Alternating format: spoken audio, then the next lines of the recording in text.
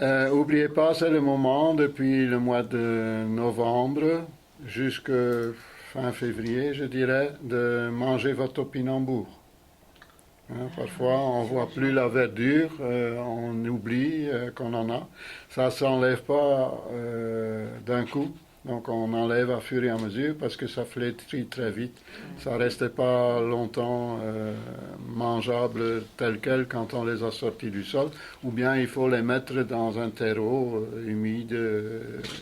Là, ils vont pas flétrir, mais s'ils sont plus au chaud, ils vont germer plus vite aussi. Donc après, ils vont germer et alors ils deviennent fibreux. Hein. Donc c'est maintenant qu'on a moins de légumes aussi au jardin que c'est intéressant. Et aussi de les replanter éventuellement. Donc on enlève la choc, ça peut être important comme récolte. Hein. Ça peut être un seau de 10 litres par pied, même parfois plus. Ça dépend de la richesse du sol. Souvent on oublie un petit morceau, il va repousser. Hein. Mais sinon, replanter éventuellement même un peu à un endroit un peu différent, euh, un nouveau pied. Après, quand on est embêté parce qu'on les a enlevés, mais il y a tous des petits morceaux qui sont restés et ça pousse partout, on est embêté. Ben, au printemps, quand ça a poussé, quand ça a 20 cm, vous tirez doucement dessus, vous l'arrachez et c'est fini. Vous n'allez pas être envahi, sauf si vous laissez faire. Mais il ne faut pas se laisser faire dans la vie. Voilà, donc enlever tout simplement ce qui pousse et puis ça va être fini. Nettoyer le fond de l'étang. Donc surtout si on ne l'a pas fait à la fin de la chute des feuilles, toutes les feuilles elles vont commencer à donner du gaz hein, et asphyxier, surtout quand il gèle et qu'il y a une couche de glace. À ce moment-là, le gaz toxique qui est là en dessous, le méthane et tout ça, va empêcher l'oxygène dans l'eau et tout ce qui est vivant dans l'eau, je pense aux grenouilles, tritons, poissons, etc., risque de s'asphyxier dans l'eau. Aussi ouvrir un petit trou s'il gèle pendant une période et que tout est gelé.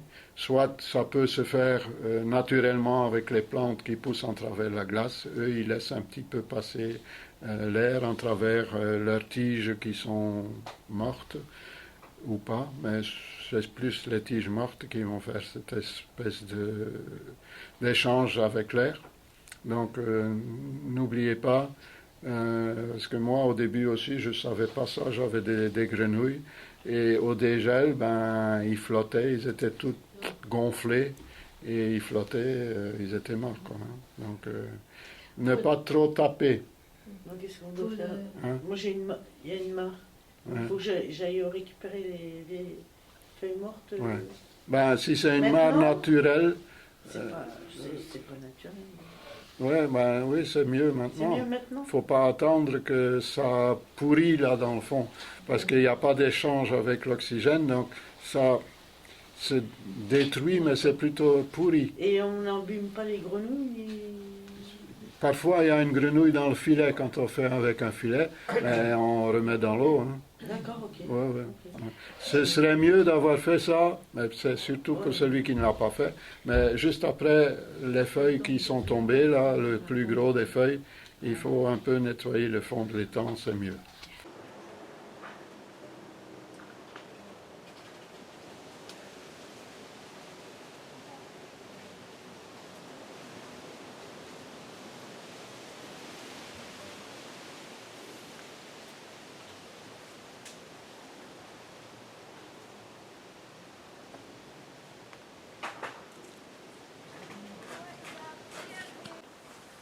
Voilà, nous sommes au cœur du jardin des fraternités ouvrières à Moucron.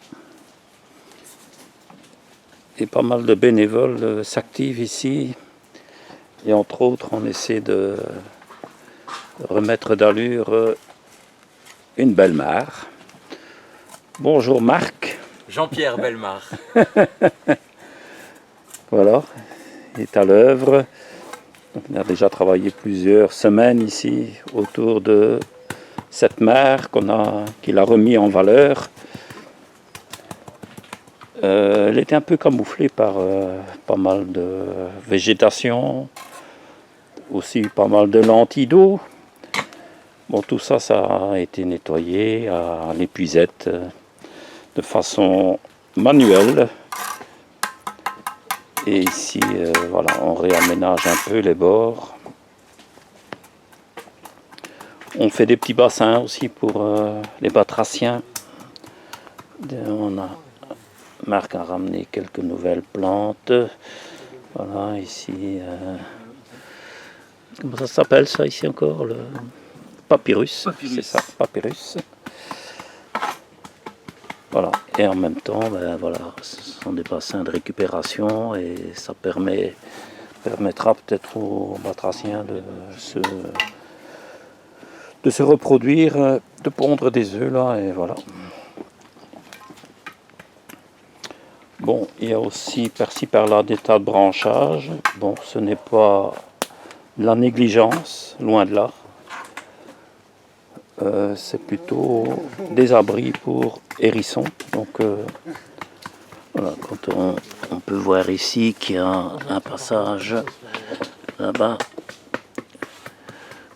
un accès avec la terre, et c'est bien étanche à l'eau, donc ça permet de faire des abris. Donc tout le bois de taille est récupéré.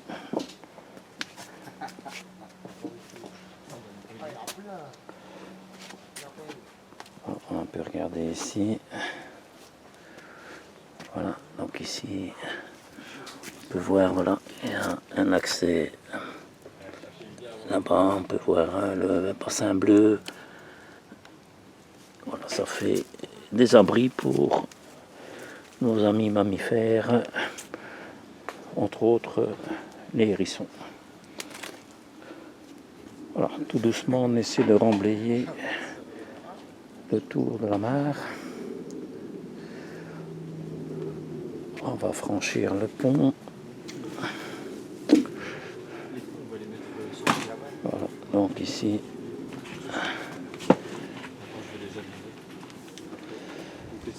petit chemin d'accès pour l'entretien. La mer, ici encore un bassin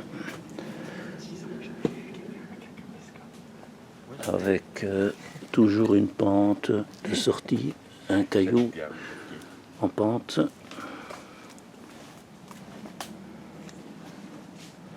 Voilà Marc, explique-nous un peu ce qui t'a donné envie de refaire ça ici. Oh, c'était un potentiel qui était laissé à l'abandon. Moi, je trouvais ça l'endroit magnifique. Et je remercie celui qui a fabriqué cette mare parce qu'il a dû en chier pour ramener tous les matériaux ici. Il a fait un endroit super qui demande qu'à revivre. Et mon idée, c'est de multiplier les zones d'eau pour faire en sorte que les grenouilles et les tritons se sentent bien chez eux. Et Ouais. comme je te disais tout à l'heure, je veux leur mettre des zones isolées dans le jardin et des zones humides de manière à pouvoir remettre des poissons sans avoir peur d'endommager la mare. Je voudrais pas perdre mes grenouilles. On les aime bien, les grenouilles. Ah oui, ils sont très utiles hein, au Oui. jardin. Ouais, priorité aux grenouilles. Je mettrai pas de poissons tant que j'en vois pas dans les petites bassines. Ok, ben voilà, c'est bien. J'attends qu'il y ait de la vie dans mes bassines pour alimenter le bassin. Et puis en même temps, les plantes, elles sont toutes jeunes. Hein. Ça fait 3 semaines, 1 mois qu'il commence à y avoir des plantes dans le bassin. Et j'aimerais les voir se développer avant de mettre des poissons dedans parce que je voudrais pas devoir replanter. Ok. T'as raté une grenouille. Ah.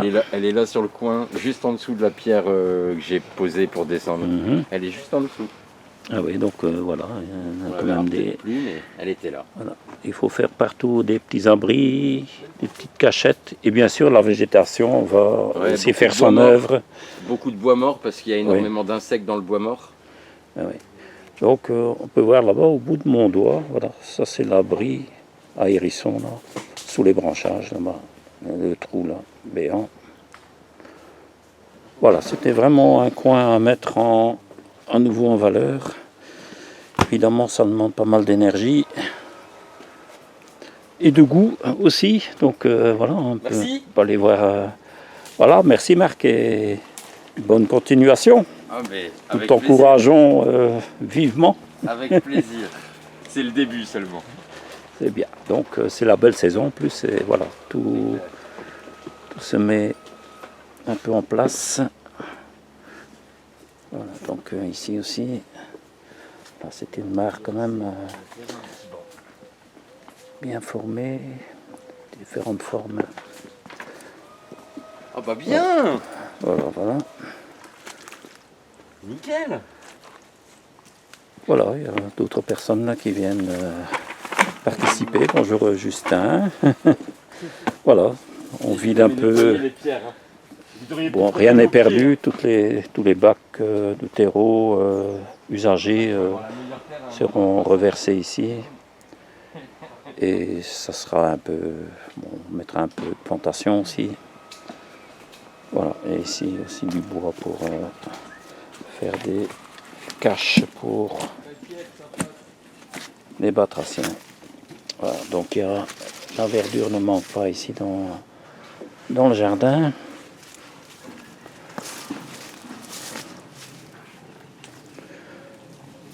Voilà, jardin très arboré. C'est un peu le jardin forêt finalement. Le jardin de Gilbert Cardon est connu pour son aspect jardin forêt. Bien sûr, depuis son décès, ben voilà, c'est un peu, ça a été un peu laissé à l'abandon. Donc on reprenne en route les cours et l'achat des semences, etc. Donc la production de semences. Et ici, ben voilà, tout doucement, grâce au bénévolat, ça permet de reconstituer ce magnifique jardin qui serait vraiment dommage de perdre. Car Gilbert y a mis beaucoup de son énergie et doit certainement être satisfait de voir que de cette reprise en main et surtout l'arrivée de bénévoles qui permettent tout ce travail. Ben voilà, on reviendra prochainement sur l'évolution de ce jardin. Et n'hésitez pas à venir le visiter tous les jeudis après-midi, tout le long de l'année, de 14h à 17h30. Vous serez toujours les bienvenus. Voilà, à bientôt. Je reviens sur le topinambour. Oui. Moi j'en ai eu des tiges très grandes. Et du coup ça tombait. Il faut mettre des tuteurs. C'est mieux. Souvent on met ça près d'un grillage, séparation qui fait en même temps coupe-vent pour les plantes ou qui peut donner un endroit d'ombre pour certaines plantes qui ont envie de ne pas être trop exposées au soleil. Mais c'est mieux de mettre quelques piquets, éventuellement, soit des fils, soit un grillage, soit quelque chose, ou autour d'un piquet. Hein. Vous mettez un piquet, mais alors important, assez costaud, et alors vous mettez une paire de cerceaux autour, en corde, en ce que vous avez, et pour les maintenir droits. Les couper, c'est pas intéressant parce que ça diminue la production. Parce que c'est la photosynthèse des feuilles, et ils grossissent qu'en automne. Donc si on coupe la verdure, ils vont beaucoup moins grossir. Donc vous allez avoir des plus petits qui sont déjà nettoyés, à nettoyer pas facile. Mais bon, nous on cuit ça à la plure, et après on coupe ouvert dans l'assiette, et on gratte l'intérieur avec soit le couteau, soit ce qu'on a sous la main, et ça va très bien aussi. Il ne faut pas commencer à éplucher, c'est très difficile et il ne reste plus rien pour finir. Et on décourage, on ne va plus les faire. On va les faire comme ça, bien les nettoyer, les frotter, qu'il n'y a pas de terre, et puis cuire comme ça. Alors, rêver à son jardin, donc faire son inventaire des graines qu'on a encore, qu'on pense qu'ils sont peut-être encore valables. Il faut voir quand même parce que les graines, ils ont une durée limitée, certains beaucoup moins que d'autres. Il y a par exemple la famille des poireaux, des oignons et toute cette famille-là. Les panais aussi, qui ont une durée de vie très courte, les graines. Donc, par exemple, les panais, la deuxième année, ils vont déjà plus que donner peut-être un tiers de levée. C'est bien, hein, parce que comme ça, il ne faut pas démarier, mais bon. Parfois, on a aussi un bout qui n'a rien. On peut les repiquer, mais bon, c'est mieux pas. On peut faire en alvéole aussi, hein, le semis. Comme ça, on les mettra à distance voulue. À condition, on a maintenant des alvéoles un peu plus hauts, là, les carrés, qui sont un peu plus hauts et qu'on n'abîme pas trop la racine. Sinon, on aura plutôt une boule qu'une carotte. Donc ça, c'est à voir. Mais tout ça, on va expliquer aussi encore sûrement le mois prochain. Donc faire son inventaire de ce qu'on a encore, qu'on pense qui est encore valable, et faire sa liste peut-être des graines à acheter. C'est peut-être le moment, pas en dernière minute, où comme souvent, beaucoup de gens, quand ils arrivent ici, ils disent « ben oui, mais qu'est-ce qu'on pourrait bien prendre comme graines ?»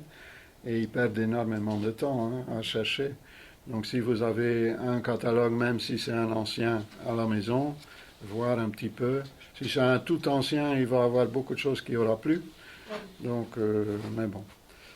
Donc j'ai dit, hein, il y a déjà la moitié des nouvelles graines qui sont arrivées. Hein, donc il y a déjà pas mal. Tes artichauts sont là. Hein, Ah, ça c'est super ça. parce que, Justin, il cherche l'artichaut de Laon.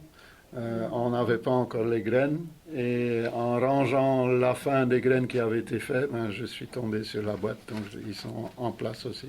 Donc ça, on peut aussi commencer, hein, les artichauts, à semer hors sol, au chaud, parce que bien sûr, si ça doit donner une plante très haute, pour avoir encore des artichauts cette année-ci, ça va être peut-être difficile, ça sera pour l'année d'après.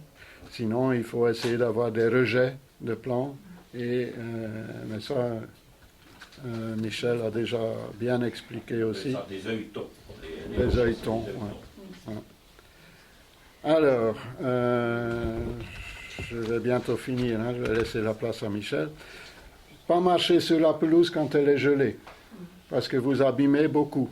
Malgré que vous avez l'impression de ne pas s'enfoncer, que ça va bien en plus, vous abîmez le collet des graminées, quoi. Hein. Donc évitez de marcher dessus. Tandis que le sol, c'est le contraire. Quand il est gelé, là tu peux marcher dessus, passer avec la brouette pour mettre du compost ou tout ce que vous voulez. Mais quand il n'est pas gelé, à ce moment-là, on essaye de ne pas marcher dessus. Préparer le sol de la serre, si elle n'est pas déjà occupée, mais même si elle est occupée, essayez quand même de commencer.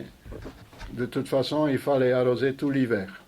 Donc, continuez à arroser régulièrement. Donc, essayez d'avoir des récupérations d'eau de pluie.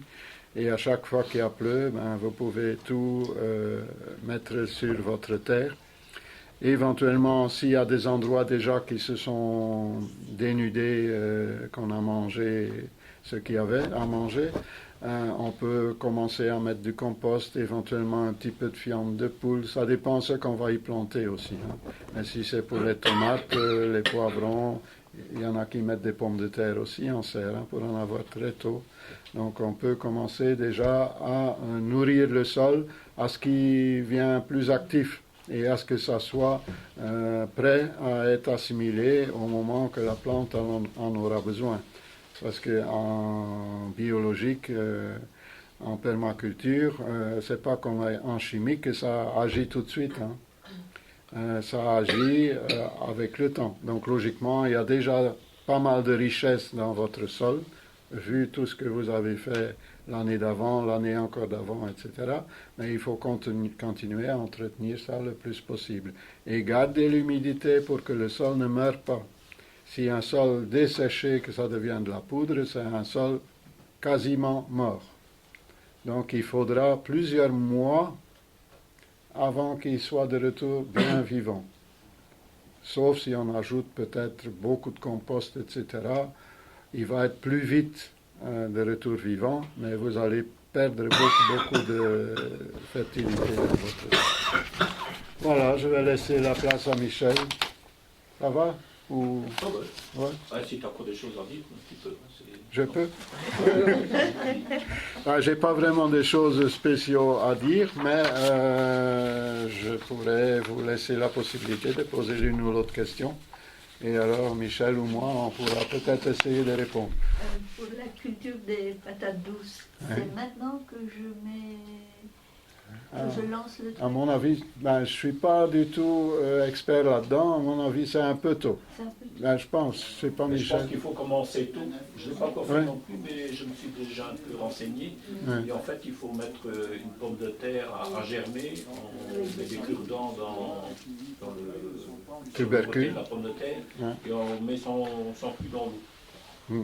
Et alors, il y a des germes qui vont passer, de pousser. Et c'est ces germes-là qu'il faut prélever et mettre en culture. Avec Moi, j'ai une patate douce qui fait plein de... avec un morceau de chair. Hein. Oui, avec un... Oui. Ah, d'accord. Mais j'en ai fait l'année passée, mais j'ai pas noté. Bon, quand on ne note pas, on ne sait plus. Et je voudrais bien en remettre un peu plus parce que tout le monde adore ça. Et ça avait Et- réussi. Oui. Oui. Oui. Ah oui. Parce Mais- qu'il faut de la chaleur. Hein. Ah oui, ça a besoin de chaleur. Ça, Et c'était- tu les mets dehors ou dans une serre? non, je les mets... Ah, après, À c'est dehors. l'intérieur. Après, c'est Dehors, la dehors. culture est dehors. Ouais. Mais après le 15 mai, quoi. Hmm. Oui. Ça fait pas mal de lianes. Hein, donc Ça fait beaucoup de des- Ah oui, oui, ça... Oui, Moi, j'ai ça- fait l'année. ça faut avance, laisser, hein, faut c'est- laisser de la place. Hein. Ouais. Tu peux les mettre en hauteur, hein, je pense. On peut Bah, faire moi des j'ai mis, séquences. moi j'ai, enfin, Vous avez mis en excusez-moi. hauteur Moi j'ai mis, c'est par pur, j'avais une patate douce à la maison et j'ai vu qu'elle commençait à germer.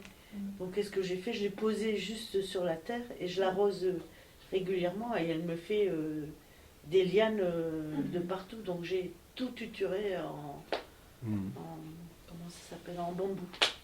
Mais c'est juste, c'est arrivé comme ça. Enfin, Et je- vous Les avez boutures, eu- les boutures. Ouais. Tu as fait des Non, boutures. c'est pas- Non, non, j'avais une patate Eh oui. qui a commencé à germer. Donc Parce tu que laisses j'ai- les germes sur le. J'ai tout le laissé, tubercule. j'ai mis sur la terre, je l'arrose. Parce que c'est chez Ça, moi. c'est à ça. l'intérieur. ça. À l'intérieur, j'ai mis sur un pot, Ah j'ai oui, Ah je l'ai oui. arrosé et tout. Ça me fait du verre à la maison, mais c'est vrai que ça produit énormément beaucoup de verre. de... Énormément, c'est- ouais. Parce que mettre ça maintenant dehors, ils sont Ah, au oui, chocolat. non, non, mais c'est à l'intérieur. Hein, Ouais. je dis. Non, non. Parce que j'avais une patate douce qui Ça fait. craint le Oui, oui, ça ne supporte pas. Hein. Mais ça donne beaucoup de verre.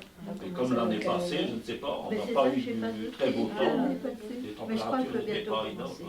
élevées. Il faut très longtemps. C'était peut-être un peu plus compliqué. Beaucoup de feu aussi. Peut-être. Ouais, ça demande. Oui, Justin. Les systèmes de pommes de terre et de patates douces, c'est à peu près la même chose. Ça fait des réserves avec les racines, c'est ça? Donc est-ce que c'est dans le sol que ça va aller chercher la profondeur pour aller faire des réserves? Ou bien est-ce que c'est vraiment en coupant dans la pomme de terre qu'on va réussir à créer de nouvelles racines? Je ne sais pas si vous avez compris la question ou pas. Ben, en fait, le fait de faire des boutures, ça crée des racines. Ouais. D'accord. Avec un bout de chair, parce que la chair nourrit C'est la chair la bouture. Oui, oui. Mais après, il y a des racines qui poussent. La pomme de terre, c'est pareil. Hein. Et en fait, les pommes de terre, ce ne sont pas les racines, ce sont comme des excroissances qui viennent sur les tiges des pommes de terre. Oui. Et la patate douce, c'est pareil. Hein. Donc, ça aussi, ça vient sur la tige. Mais les racines alimentent la bouture et la plante. Et forment des tubercules. Ce que je pense qu'il est intéressant de faire des boutures, donc des morceaux, c'est que vous n'en avez pas tout plein au même endroit. Donc du coup, vous allez avoir une récolte moins belle que d'avoir, c'est un peu comme les pommes de terre, quand on plante des grosses pommes de terre, ça va marcher, mais vous allez avoir tout plein de petites. Si vous plantez une petite ou un morceau d'une grosse pomme de terre, vous allez avoir une récolte avec des pommes de terre plus grosses. Hein, donc je pense que ça doit être à peu près la même chose. Ouais. Les poires de terre aussi, est-ce qu'il y en a qui en ont mis? J'ai pas mis ça. Non. Les poires de terre. Moi, j'en ai mis, j'ai déterré, cru, ça a un petit goût, Les cuits, ça n'a pas. Oui, ça n'a plus de goût. Non? Ouais. Et c'est léger, hein, le goût, c'est pas prononcé. C'est pas, les miens, en tout cas, c'était pas très prononcé. Bon, j'en ai encore. Donc, et alors, lorsqu'on les replante, c'est pas la réserve, c'est pas le tubercule qu'on replante. En fait, au sommet de la plante, donc au-dessus des tubercules, il y a des petites boules qui viennent se mettre en bas de la tige, et c'est ces trucs-là qu'il faut repiquer en pot et faire pousser aussi, et ensuite mettre à l'extérieur. Donc c'est pas les rhizomes, là, les tubercules qu'on récolte pour manger qu'il faut replanter, apparemment. Ah oui.